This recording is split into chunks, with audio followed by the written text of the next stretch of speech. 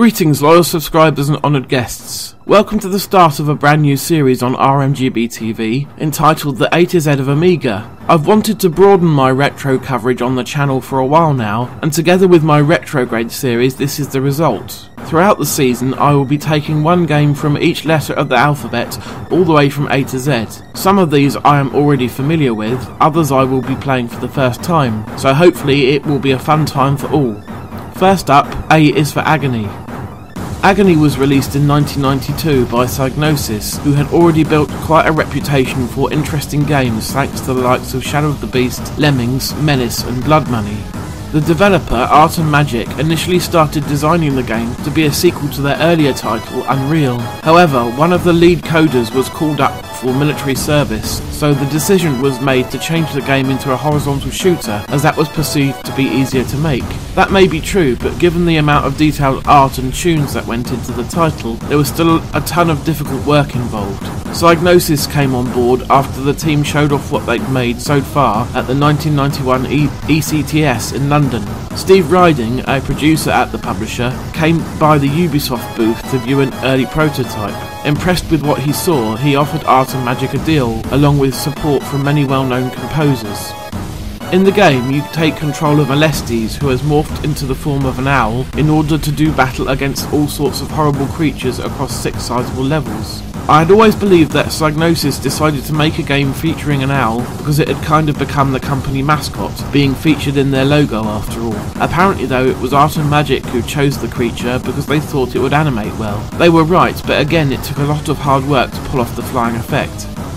Upon playing Agony for the very first time, without doubt the most striking thing is the amazing artwork, which was created by Frank Sauer. As well as the very nicely animated Alestes, all of the levels also feature multiple levels of parallax scrolling, and some animation as well, such as the choppy waves when you fly over the sea. Also, because Agony was a multi-disc title with some fairly lengthy loading in between stages, Frank also created some fantastic paintings for us to look at while we wait for the action to resume. On the musical front, the legendary Jerome Tell, famous for creating absolutely stonking tunes such as the Turbo Outrun and Outrun Europa themes on the C64, came up with the moody soundtrack that we hear throughout the various levels.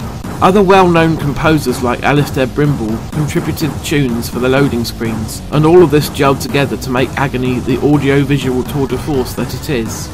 All this would mean little without the gameplay to back it up though, so how is it? Well, it's okay. For some reason the game feels a little bit flat. I think it's because the actual design of the levels is not actually all that good. Instead of interesting enemy and bullet patterns for you to navigate, or scenery for you to weave around, you are basically bombarded non-stop by enemies. There aren't actually all that many bullets on screen at any one time. There are far more disgusting insects, dragony things, or evil-looking footballs with gaping mouths coming at you. I much prefer something like R-Type or Dragon Breed over this. IREM really knew how to design a fun horizontal shooter. Occasionally one of the beasties will drop a potion which will increase your firepower if collected. There doesn't appear to be any variety in the power-ups though, just the one potion that gradually increases the size of your shot.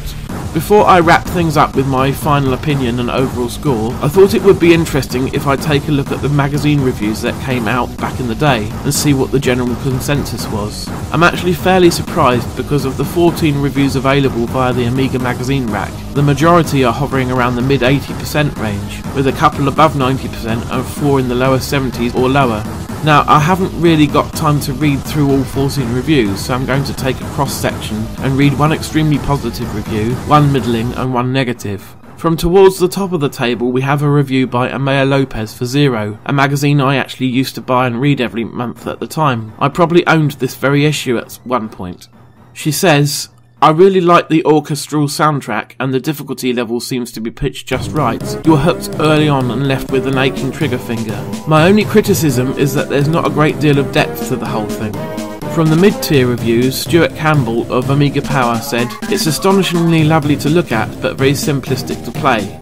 Finally, from the bottom of the pile, an unnamed reviewer from Amiga Format said, the game's graphics are sumptuous and incredibly detailed, with animated parallax backgrounds and some beautiful sprite animation. No doubt the grand piano intro track is a work of art, but the crashy staccato in-game music is, to be polite, a mistake. Sadly, there's even more bad news. The gameplay just isn't there, and I don't mean it isn't quite there, it actually doesn't exist. All of these thoughts do indeed match up with my own feelings of the game quite well. It's the perfect example of style over substance, enticing you in with good looks and some decent music, despite what Amiga format had to say. The actual shooting action is very one note, with little to no challenge to stimulate the player. It's a shame really, what could have been a bona fide classic is actually something of a disappointment. As for what score I would personally give it, I think it's going to have to be a 6 out of 10. It may just about have scraped through with a 7 upon its original release, but taking all of the great horizontal shooters we've had since then into consideration, it really doesn't cut it in this day and age. What do you think of Agony? Do you agree with me? Let me know in the comments. Also, if you have any game suggestions for further into the alphabet, please do let me know, as nothing is set in stone just yet. I hope you enjoyed this first episode of the A to Z of Amiga, and will join me again soon for the second one. In the meantime, take care.